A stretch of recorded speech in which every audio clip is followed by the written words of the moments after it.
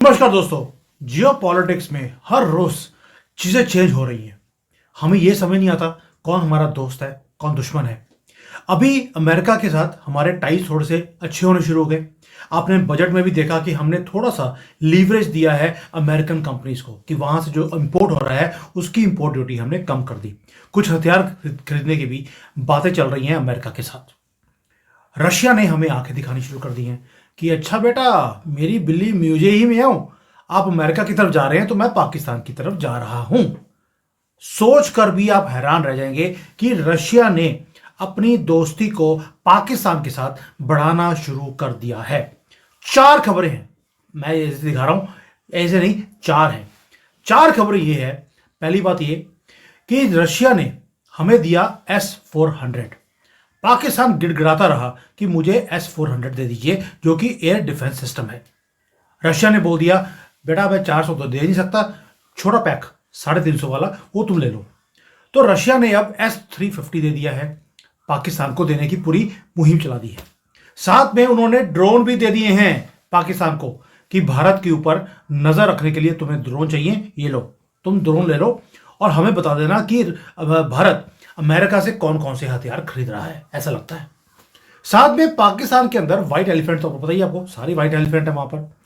उनकी एक steel mill थी जो कि 2015 से बंद पड़ी थी, उसे भी रिवाइव करने के लिए रशिया ने बोल दिया है कि हम आपकी हेल्प करेंगे, पैसा भी लगा देंगे आपकी इस मिल को खुलवाने के लिए। 10 साल के बाद जंग लगी हुई स्टील मिल को रशिया इन्वेस्ट करके दोबारा चालू कर रहा है। और आखिरी खबर है एक और, जो एंड में बात करेंगे। इस सभी के ऊपर मुद्दे में बात करते हैं कि रशिया की दोस्ती पाकिस्तान के साथ ये कितना हो गया। उमेश जी, जय सिया राम। जय Siya Ram. Sir, Russia going towards Pakistan, ऐसा कैसे हो सकता है जबकि हमें मालूम है कि चाइना खुद पाकिस्तान से परेशान है। उसके विघटन की तैयारी चाइना ने कर दी है, सुपारी भी दे दी है, और यहां पर रशिया उनके साथ आ गया है। सर, मैं आपको एक ही चीज बोल सकता हूं आज की डेट में, कि चाइना और रशिया के बीच में बहुत गहरी दोस्ती हो चुकी है। और इसी का एक नतीजा है कि रशिया अब ज्यादा पाकिस्तान के साथ इन्वॉल्व हो रहा है। क्योंकि अगर आप देखा जाए, S-350 जो मिसाइल डिफेंस सिस्टम आप बोल रहे हैं, देने की बात कर रहा है रशिया पाकिस्तान को, तो ये कहीं ना कहीं चाइनीज प्रेशर में हो रहा होगा। और सेम रशिया ने हमें 5 बैटरीज S-400 की देने की बात करके रख चुके हैं। उन्होंने 3 सप्लाई की है, 2 अभी तक नहीं की है। ठीक है। और एक और एक चीज है, आप समझ लीजिए, जियो पॉलिटिक्स में there are no permanent friends, there are no permanent enemies, only one thing, there are interest. अब रशिया को लग रहा है कि पाकिस्तान में मुझे थोड़ा सा डाइवर्सिफाई करना चाहिए। अब उसको इंडिया से जो काम बरोबर चल रहा है हमारे साथ, जिसमें हम टेक्नोलॉजीज भी साथ में डेवलप कर रहे हैं, इंडिया का पैसा लग रहा है, उसके बावजूद रशिया भारत के साथ धोखा ही कर रहा है। आपने देखा कि 1962 के वॉर में भी रशिया कहाँ था हमारे साथ। ठीक है। बहुत लोग बोलते हैं कि रशिया हमारा टाइम टेस्टेड फ्रेंड है, but when it comes to China, Russia is not to be trusted. Russia नहीं आएगा आपके पास। ओके। क्योंकि उसके चाइना के साथ ट्रेड टाइस हमसे 4 गुना ज्यादा है। कुछ $250 बिलियन का ट्रेड है, और आपके साथ 60-65 बिलियन का डॉलर का है। उसमें कोई फर्क नहीं पड़ता रशिया को। ठीक है। हम सोचते हैं कि Russia is a Titan tested friend, but पहले आपको मालूम होगा कि हमारे जो प्रधानमंत्री थे, लाल बहादुर शास्त्री जी, उनकी हत्या भी ताशकंद में हुई थी। वो रशिया में ही थी उस समय, यूएसएसआर में, सोवियत यूनियन में। और उस समय बोला जाता है कि रशिया की जो स्पाई एजेंसी थी, केजीबी, वो हेवीली उन्होंने बहुत लोगों को पैसा दे दिया था। मतलब they literally bought out the Congress ministers in the Indira Gandhi cabinet as well. ये मैं नहीं बोल रहा हूँ, मित्रों को आर्काइव में लिखा हुआ है। ठीक है। और ताशकंद एग्रीमेंट में भी बताया हुआ है, पिक्चर जो आई थी ताशकंद फाइल्स, उसमें भी बोला गया है। ठीक है। तो एक चीज है कि रशिया के ऊपर हम जो सोचते हैं ना कि हमारा टाइम टेस्टेड फ्रेंड है, वैसा कुछ भी नहीं है। रशिया हमें हमेशा मिलिट्री में जंक बेचता था, जंक, जो सेकंड क्लास जंक होता है ना, वो बेचता था। अच्छे वेपन्स अपने पास रखता था, वो भी इन्फ्लेटेड कॉस्ट में। ये बोलना पड़ रहा है आज, क्योंकि बहुत लोगों को मालूम नहीं है ये सब बात। आप देखिए मिग जो उनका प्लेन है, उनको फ्लाइंग कॉफिन बोलते हैं। हम ये भी बता देता हूं, हम फ्रांस के प्लेन जैगुआर यूज कर रहे हैं, मिराज यूज कर रहे हैं। आपने कभी सुना है कि जैगुआर प्लेन क्रैश हुआ है? आपने कभी सुना है मिराज प्लेन कभी क्रैश हुआ है? आवाज नहीं आ रही है, आपकी आवाज नहीं आ रही है। मिराज जो है वो पुराने नहीं है, जबकि बिग सबसे ज्यादा पुराने हैं, वो 60 साल पुराने हैं। Mirage is only 35 years old. तो दोनों का कंपैरिजन बनता नहीं है सर। सर, जैगुआर 50 साल पुराना है, ठीक है। बस इतना ही बता देता हूँ।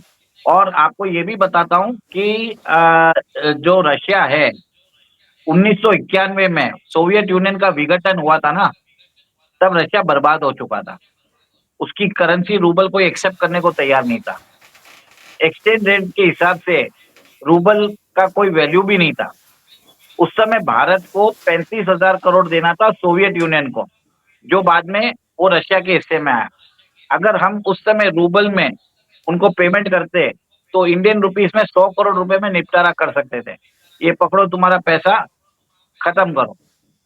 फिर भी आपको याद होगा रूबल रूपी एग्रीमेंट हुआ था नरसिम्हा राव और बोरिस येल्तसिन के बीच में 1992 में। उस समय जो डेप्ट था रीनेगोशिएट, जो 35,000 का डेप्ट था, हमने 31,500 रुपए का उस समय भी दिया था। उस समय सोचिए, हमारी माली हालत खराब थी। हमारा सोना हमने इंग्लैंड में रखा था। तो India as a developing country had bailed out a super power Russia. ये कोई बोलता नहीं है। रशिया भूल चुका है ये सब चीज। ठीक है, उसको आज फ्लर्ट करने दीजिए। जैसे आपने बताया है, पाकिस्तान की जो स्टील मिल है, उसको रिवाइव करने की कोशिश कर रहे हैं। रशिया सोचता है कि उस मिल के ऊपर बताया जाता है 600 मिलियन रुपीस का डेप्ट है, लॉसेस एंड डेप्ट सब चीज है। वो भरेगा कौन?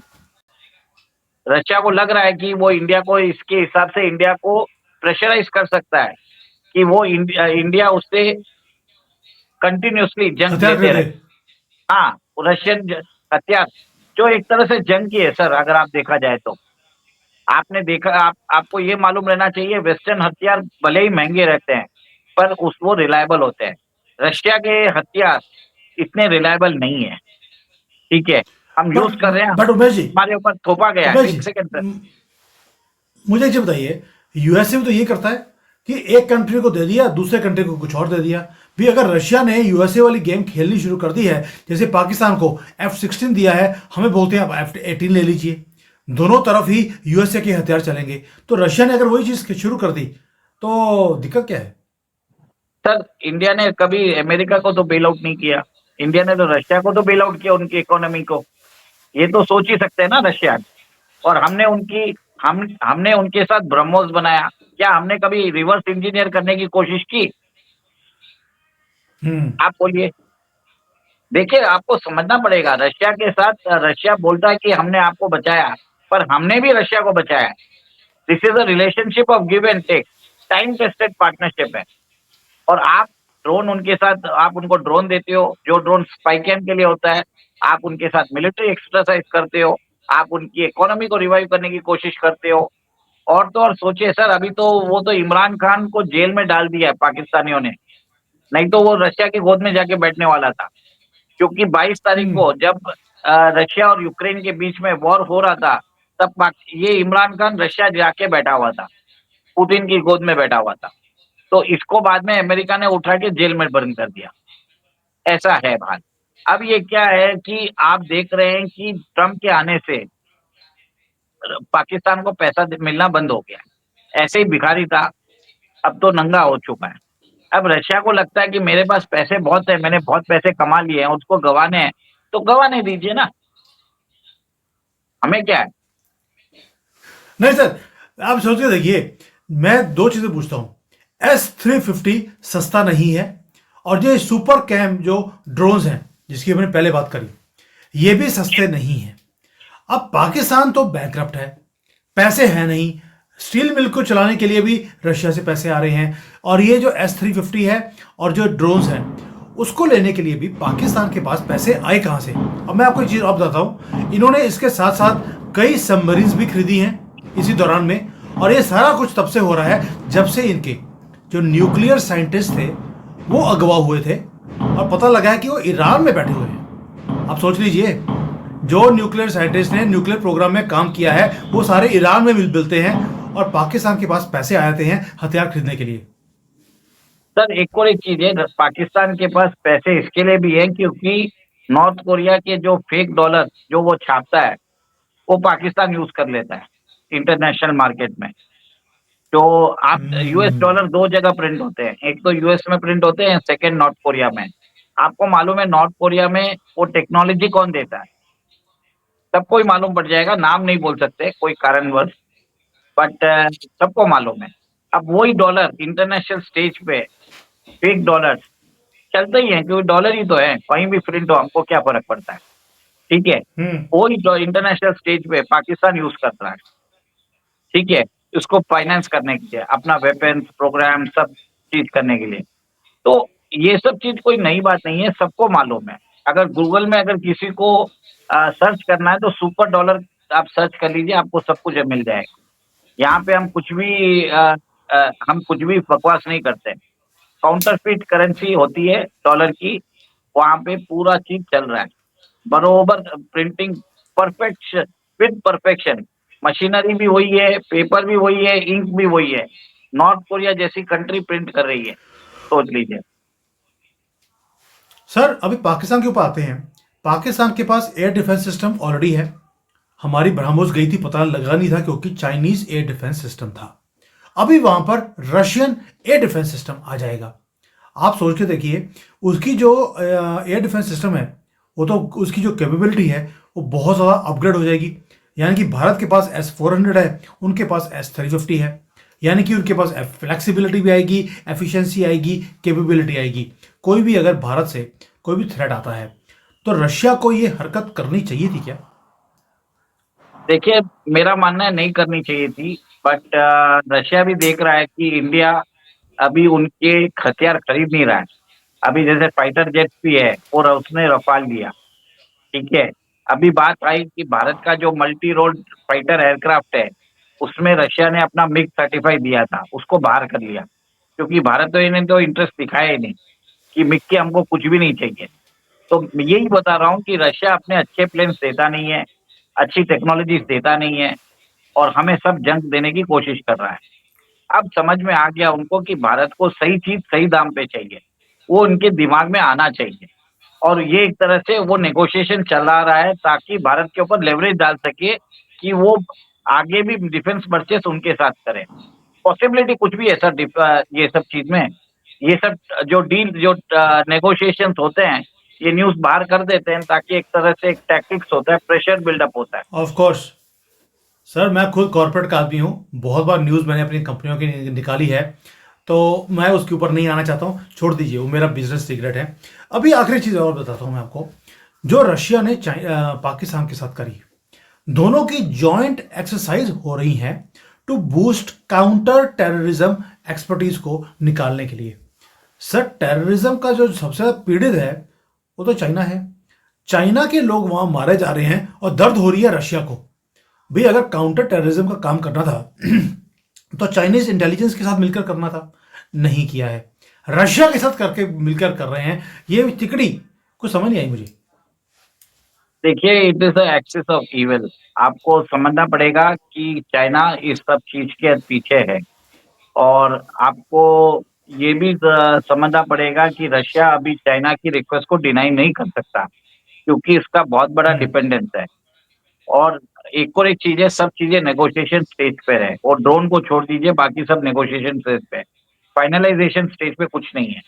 ठीक है, अब रशियन टीम जाएगी, पाकिस्तान स्टील मिल देखेगी, फिर बाद में प्रोजेक्ट रिपोर्ट निकालेगी, फिर बोलेगी भाई साहब इतना पैसा लाओ। अब वो देखना वो भिखारिस्तान कर पाएगा क्या नहीं पाएगा, वो हमें नहीं मालूम नहीं। Let's see. हमें भी कुछ इस खबर को उजागर करना था लोगों के सामने, ताकि कुछ लोग जो बोले कि रशिया अब हमारा टाइम टेस्टेड फ्रेंड है, उसकी भी जो अल्टीरियर मूव्स है, उसका जो मूव्स है, जो हमें भी समझ में आए, लोगों को समझ में आना चाहिए कि इंटरनेशनल रिलेशंस में कोई भी आपका दोस्त नहीं होता है। आपको अपने इंटरेस्ट के हिसाब से you need to forge ties. बस इतना ही बोलूंगा। सर मुझे लगता है रशिया वॉज अवर फ्रेंड, मैं थोड़ा सा काउंटर करूंगा आपको, is our friend and will be our friend always.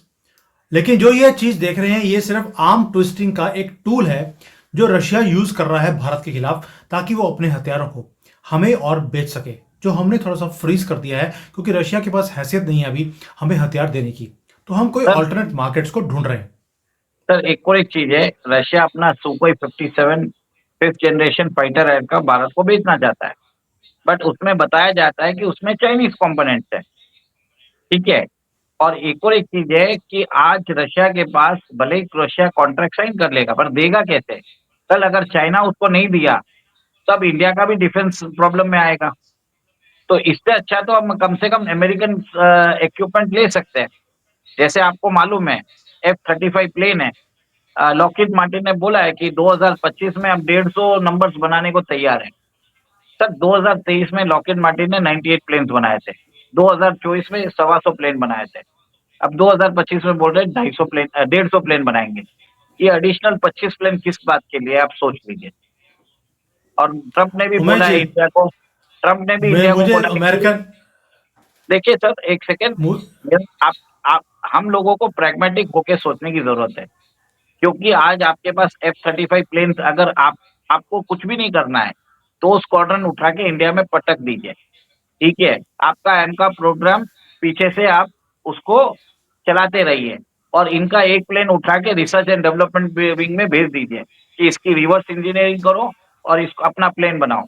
आपके पास 36 प्लेन आ गए F-35 के, तो आप रशिया भी बाद में, चाइना भी कुछ नहीं करेगा, ये पाकिस्तान भी कुछ नहीं करेगा। हमें सिर्फ ये एक ही चीज है कि हमें 36 प्लेन उतारने हैं, एक प्लेन को रिवर्स इंजीनियरिंग करके अपना एम का प्रोग्राम को आगे बढ़। अब सर, सर आप आपको अपनी प्रैग्मेटिक, बातों को, आप अपने अपनी बातों को आप काउंटर करते रहते हैं। पहले आपने बोला कि हम तो रिवर्स इंजीनियरिंग करते नहीं हैं, अभी आप बोल रहे हैं कि प्लेन मंगाओ उसकी रिवर्स इंजीनियरिंग कर दो। Sir how can two opposites be possible? Sir situations के साथ चेंज होना भी पड़ता है, दैट इज एडेप्टेबिलिटी। मैंने लेकिन आपको ये आपने बोला। बोल दिया F-35, आपने बोला F-35 ले लो। सर आजकल तो F-35 नीचे गिर रहे हैं, और जो उसका स्विच, किल स्विच है, उसका क्या करोगे? क्यों पीछे से बंद कर देते हैं, प्लेन उड़े ही नहीं आपका। सर जो F-35 आपने देखा हुआ है गिरते हुए, ऐसे बहुत सारे प्लेन गिरते हैं, कोई बड़ी बात नहीं है। और किसको मालूम ये सैबोटेज रशिया ने किया हो, क्योंकि भारत का 25 बिलियन यूएसडी का टेंडर निकला हुआ है। और ट्रम्प ने भी बोल दिया भारत को, आप हमसे इक्विपमेंट्स क्यों नहीं लेते हो, military equipments. Trump is very keen to sell F-35 to India. और जो पहले वो एरो शो में नहीं आ रहे थे, अभी वो आ रहे हैं। सर एक चीज है, फ्रांस का जो अपने पास रफाल है, वो हम कभी यूज नहीं करते हैं, न्यूक्लियर वेपन्स कभी यूज नहीं करते हैं। पर अगर वो रहता है, तो दुश्मन हमें आंख नहीं दिखाता है। और उसका इन्वेस्टमेंट करने से हमारे बॉर्डर एरिया सिक्योर होते हैं, वहां पे डेवलपमेंट होता है। आपके पास और कोई उपाय नहीं है आज। आपके पास, आप कोई भी कंट्री से ले लीजिए, इंजन आपको 3 कंपनी से ही लेना है, या तो GE से लेना है, या रोल्स रॉयस से लेना है, या साफरान से लेना है। ठीक है। तो कोई भी, आप साउथ कोरिया से भी अगर प्लेन मंगाएंगे, या आप ग्रिपेन स्वीडन का लेंगे, या यूरो फाइटर टाइफून लेंगे, इनका इंजन तो इन तीनों में से ही किसी का रहेगा। आप किसी और ऑफ से तो कोर्स। ले नहीं सकते। तो इससे अच्छा तो मैं बोलता हूँ, एक बार अमेरिका के साथ आप डील कर ही लीजिए। मैं खुद पहले अगेंस्ट था, बट आपको समझना पड़ेगा कि देरी बहुत हो चुकी है, आपके पास कोई उपाय नहीं है। बस एक ही चीज है कि दिस उनका जो किल स्विच है, उसको हटाइए। सेकेंड, वो जो बोलते हैं कि आप अपने एयरबेसेस को, अमेरिकन इंस्पेक्टर्स को इंस्पेक्शन के लिए करना, वो नहीं चलेगा। ये दो चीज के साथ अगर डील होती है, तो F-35 लेने में कोई नुकसान नहीं है। हमें अपनी I agree with conditional you. Sovereignty खोनी नहीं है, मैं ये बता रहा हूँ। और जरूरी है, और टफ टाइम्स में टफ डिसीजन और प्रैग्मेटिक डिसीजन लेने की जरूरत है। नहीं तो हम 5 साल से तो ये टेंडर निकाल के बैठे ही है ना, MRFA का। और हमारा प्लेन सही कब बात है। आएगा? हमारा 5th जनरेशन प्लेन कब आएगा? 2035 में। इसके लिए बोलता हूँ 36 प्लेन उठाइए, पटक दीजिए 3 जगह हमारे 3 फॉरवर्ड बेसेस में, और 1 प्लेन चलिए अब हमारे रशिया ने, डीआरडीओ में डाल दीजिए। सर डीआरडीओ को तो आप खुद बोलते हैं व्हाइट एलिफेंट है, इन्होंने कुछ नहीं करना। चलिए अभी क्या है कि रशिया जो है, रशिया ने हरकत कर दी कि पाकिस्तान का हाथ पकड़ लिया, वो भी भिखारिस्तान का, और सोच रहा है कि शायद उसके थ्रू उसके हथियार इस एरिया में बिकने शुरू होंगे। अभी तो पाकिस्तान से शुरू किया है, हो सकता है बांग्लादेश को भी बेचना शुरू कर दे, तो अब सर भारत एक को भी देखना पड़ेगा। सर एक और एक चीज है, आपके चैनल पे एक पॉपुलर एंकर आती रहती है, वो बोलती है पाकिस्तान में सिर्फ आप पैसे दे सकते हो, ले नहीं सकते हो, जिसको आना है दे दीजिए, अगर मांगेंगे तो हम उनको उड़ा देंगे। वो आप देख रहे हैं चाइना के साथ हो रहा है, तो रशिया को भी अपने कुछ बिलियन ऑफ डॉलर्स खोने दीजिए, हमें क्या है। हमें क्या है, चलिए देखते हैं, जब तक कि हमारे पूंछ पे पैर ना रखे रशिया, बाकी सब ठीक है। चलिए सर, आज ये चीजें लोगों से शेयर करनी थी कि किस तरह से चाइना के कहने पर रशिया ने पाकिस्तान का हाथ पकड़ना शुरू कर दिया। अब ये हाथ पकड़कर सपोर्ट करेगा या हाथ पकड़कर नीचे फेंकेगा मोदी जी के कहने पर, ये वक्त बताएगा। अब मुझे लगता है रशिया भारत की हेल्प करने के लिए पाकिस्तान का हाथ पकड़ तो लेगा, लेकिन मिट्टी प्लीत भी करेगा। चलो, मिट्टी प्लीत तो ऑलरेडी मोदी जी कर चुके हैं, मुझे लगता है पुतिन अब उसके ऊपर पैर भी रखने वाले हैं। And we will wait for this. Thank you. जय सिया राम। जय सिया राम।